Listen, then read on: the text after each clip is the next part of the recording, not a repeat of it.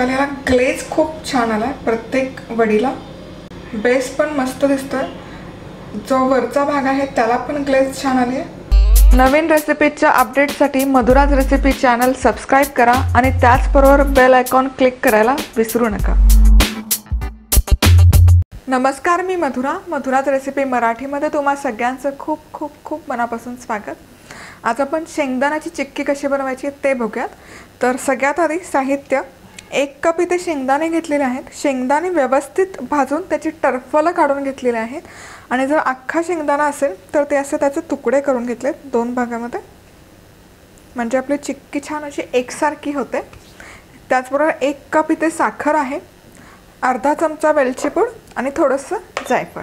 तर सगळ्यात आधी सुरुवातीला पॅन चालू करायचा मध्यम आचेवर आणि यामध्ये आपण साखर घालूयात। साखर अशी थोडीशी स्प्रेड करून घालायची, शक्यतो असा पसरट पॅन वापरायचा म्हणजे याचा जे पाक असतो तो व्यवस्थित होतो। आणि आता या साखरेला अजिबात हात नाही लावायचा, थोडीशी वितळायला लागली की मग आपण पुढची प्रोसेस बघूयात काय करायची ते। तुम्हाला जर या पद्धतीने करायला कॉन्फिडन्स नसेल तर तुम्ही यामध्ये अगदी 1 चमचाभर पाणी घालू शकता, काहीच हरकत नाही। तर आता इथे मी जवळजवळ 5 मिनिट ही साखर विरतळून घेतलेली आहे, शिजवून घेतली आहे। आता तुम्ही बघू शकता हे मेल्ट व्हायला सुरुवात झाली आहे। आता हे मेल्ट व्हायला सुरुवात झाली की गॅस थोडासा बारीक करायचा आणि थोडीशी ही अशी मिक्स करून घ्यायची। खूप काळपट नाही करायचं आपल्याला हे सिरप, हलकासा असा केसरी रंग येईपर्यंत साखर शिजवून घ्यायची, पण त्याचबरोबर साखरेचे कण नाही राहिले पाहिजे, साखर व्यवस्थित विरघळली पाहिजे। आता हे एकसारखं ढवळून साखर पूर्ण विरघळेपर्यंत ढवळून घ्यायचं आणि या ठिकाणी एक 5 मिनिट मध्यम आचेवर मी हे सिरप चांगलं ढवळून घेतलं आहे आणि इथे तुम्ही बघू शकाल साखर मस्त अशी विरघळली आहे, रंगही अप्रतिम आला, रंग खूप सुरेख आला आहे। आता ही प्रोसेस करणं जर तुम्हाला अवघड वाटत असेल तर तुम्ही जरूर यामध्ये 1 चमचा पाणी घाला। ही प्रोसेस थोडीशी सोपी जाईल करायला, कारण हे कॅरमल करणं थोडंसं अवघड आणि ट्रिकी असतं। यामध्ये हीट तुम्हाला कन्सिस्टंट ठेवावी लागते आणि त्याचबरोबर हे करपलं पण नाही पाहिजे, नाहीतर मग चिक्कीमध्ये करपट फ्लेवर येतो। या ठिकाणी तुम्ही ग्रॅन्युलेटेड शुगर वापरली तर त्याने कॅरमल पटकन होतं कंपॅरेटिव्हली ही जी आपण नेहमीची साखर वापरतो त्यापेक्षा। पण सगळ्यांकडे ग्रॅन्युलेटेड शुगर अवेलेबल नसते, म्हणून मग मी या ठिकाणी जी आपली घरात असते तीच साखर वापरून ही चिक्की आज बनवते। आता ऑलमोस्ट हे होत आलं, तर यामध्ये वेलची पूड घालायची आणि जायफळ।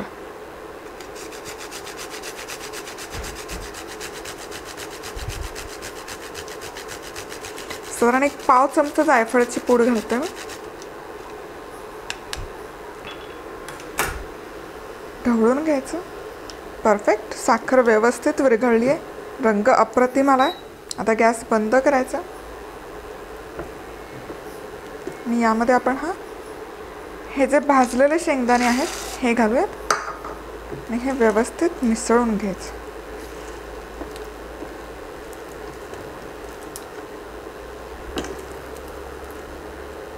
याचं व्यवस्थित कोटिंग आलं पाहिजे कॅरमलचं शेंगदाण्यांना।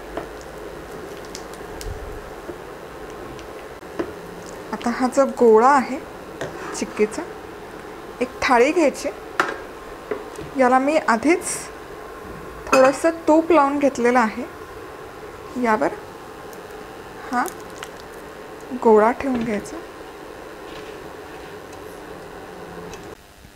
आणि लाटणं आहे माझ्याकडे। ही प्रोसेस खूप फास्ट करावी लागते, लाटण्यालाही मी इथे थोडंसं तूप लावलेलं आहे। आता ही चिक्की आपण एकसारखी लाटून घेऊयात।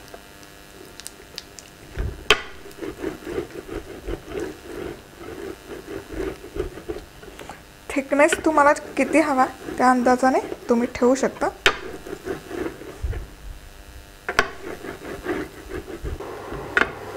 लाटायला जर तुम्हाला सोपं जावं असं वाटत असेल तर थोडंसं ही थाळी आहे ही पण तुम्ही गरम करू शकता। मी इंडक्शन थोडासा चालू केला आहे जेणेकरून हे मिक्सचर आपल्याला रोल करायला सोपं पडेल। थोडंसं गार्लिक प्रेसचा वापर करते मी इथे, म्हणजे हे नीट असं स्प्रेड होईल एकसारखं।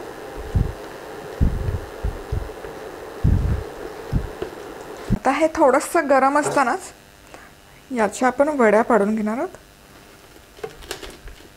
कारण मग एकदा हे थंड झालं की वडी पडायला खूप अवघड जातं। आता तुम्ही इथे बघू शकता याला रंग अप्रतिम आलेला आहे चिक्कीला, आणि ग्लेजही मस्त आली आहे। जशी बाजारात चिक्की मिळते तशीच झालेली आहे। वड्या पाडायला जर अवघड जात असेल तर ही थाळी तुम्ही गरम गॅसवर ठेवून थोडीशी गरम करून मग वड्या पाडू शकता। आता मी हे इंडक्शनवर ठेवलं आहे, तर इंडक्शन थोडासा गरम आहे त्यामुळे ही प्रोसेस सोपी होती आहे।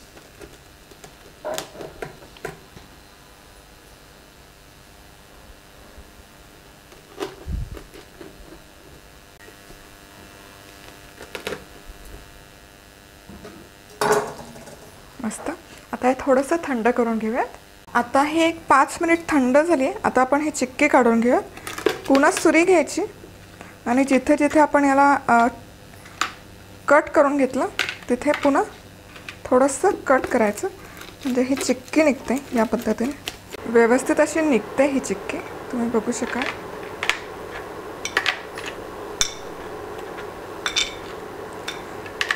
आणि आणखी एक, जर थाळीला चिकटून बसली असेल तर मग परत ही थाळी थोडीशी गरम करायची आणि ही व्यवस्थित निघून येईल।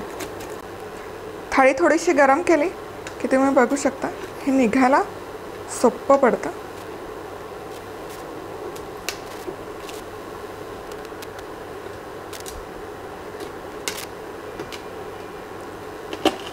जितकं हे थंड होत जाईल तितका त्याचा कडकपणा क्रिस्प वाढत जातो, त्यामुळे शक्यतो हे मिश्रण गरम गरम असतानाच आपण हे काढून घेणार आहोत।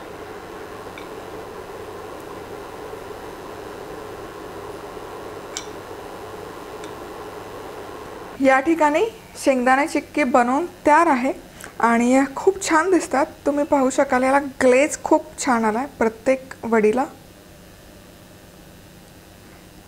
प्रॉपर बाजारात मिळते तसंच। त्याचबरोबर दुसरी साईडही बघू शकता एकसारखी छान अशी तुकतुकीत झाली आहे, हे पण तुम्ही बघू शकाल। बेस पण मस्त दिसतोय, जो वरचा भाग आहे त्याला पण ग्लेज छान आली आहे आणि मस्त कुरकुरीत होतात ही चिक्की।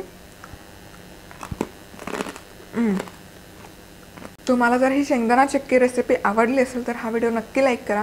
जर तुम्ही पहिल्यांदाच माझं हे मधुराज रेसिपी मराठीचा व्हिडिओ बघत असाल आणि तुम्ही अजून सबस्क्राईब केलं नसेल तर तुमच्या माहितीसाठी या व्हिडिओच्या खाली इथे एक लाल रंगामध्ये सबस्क्राईबचं आयकॉन दिसेल, ते क्लिक करायचं। ते क्लिक करण्यासाठी तुम्हाला यूट्यूबला लॉग इन करावं लागेल। लॉग इन करण्यासाठी जर तुमच्याकडे जीमेलचा पासवर्ड जीमेलचं लॉग इन अकाउंट असेल तर त्या सेम लॉग इनने तुम्ही यूट्यूब लॉग इन करू शकता। सबस्क्राईब क्लिक केलं की बेल आयकॉनही तुम्ही क्लिक करू शकता, म्हणजे या रेसिपीज ज्या मी पोस्ट करत असते त्याचं नोटिफिकेशन तुम्हाला येईल। तर आज वेळात वेळ काढून तुम्ही ही रेसिपी पाहिल्याबद्दल तुम्हा सगळ्यांचे खूप खूप खूप मनापासून धन्यवाद। पुन्हा भेटूयात अशाच एका छानशा रेसिपीबरोबर। तोपर्यंत मस्त राहा, खुश राहा, आनंदी राहा आणि सगळ्यात महत्त्वाचं खात राहा।